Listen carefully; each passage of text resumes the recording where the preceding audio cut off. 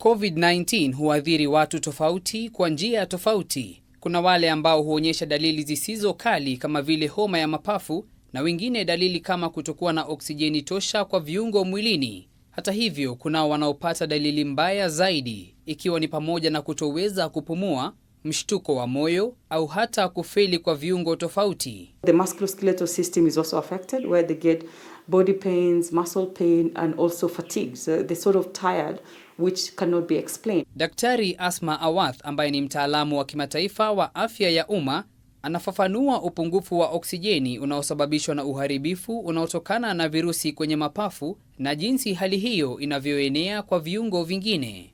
In such cases where we have critical presentation and more involvement of damage of the lungs, you find these cases also might end up having with a prolonged effect, even post-testing negative or clearing the virus, issues of either breathing, or might actually have, unfortunately, a permanent damage. Inakadiriwa kuwa 20 hadi 30% ya wagonjwa mahututi wamo katika hatari ya kuganda damu maarufu blood clot, hali ambayo yaweza kutokea kama matokeo ya uchochezi wa kinga mwilini au uharibifu wa mishipa midogo ya damu iliyoko mapafuni. For the heart, we might actually get these clients having symptoms that are suggestive of a heart failure because of that block or because of lack of oxygenation or lack of blood going to that area of the heart. Hali hiyo ya kuganda yaweza kusafiri kupitia damu na kufikia ubongo. We have now lack of blood reaching the brain,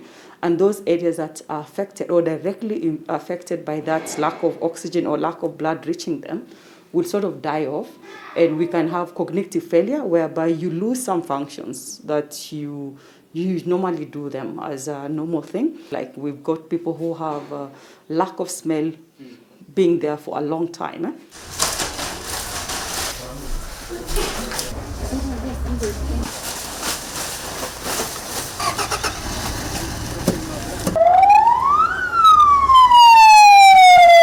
Visa vya dharura vinaweza kuishia kuwa mauti iwapo huduma za ambulensi zitakosekana. Watoa huduma katika idara ya E+ wametangamana na wagonjwa wa COVID-19 mara si moja na wanafahamu fika kinachotokea ndani ya ambulensi. There's an unique one, a very unique one. It was about a child, a very small child. He really had difficulties in breathing.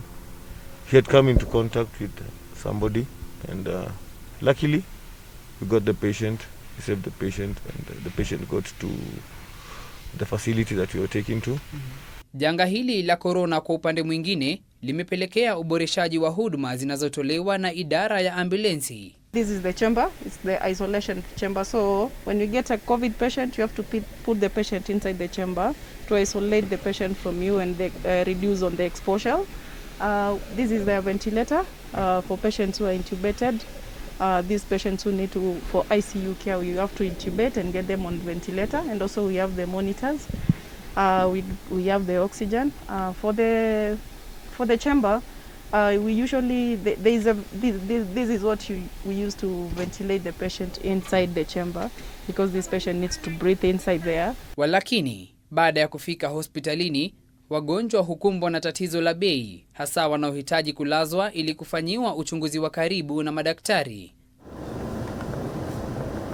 Wagonjwa katika hospitali ya kibinafsi sasa wanahitajika kuwa na takriban shilingi 300,000 ili kupata kitanda cha kutengwa maarufu isolation bed, au kitita cha shilingi 600,000 hadi milioni 1 kwa huduma muhimu katika kitengo cha matibabu na uangalizi wa juu ICU na HDU.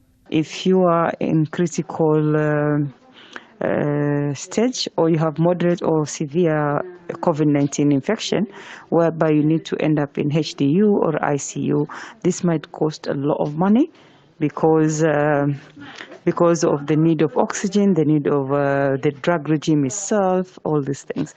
But if you have a mild or asymptomatic, that might not be that costly, because you can be managed within your home base. Ben Kirera, K24, makala ya Siha Yangu.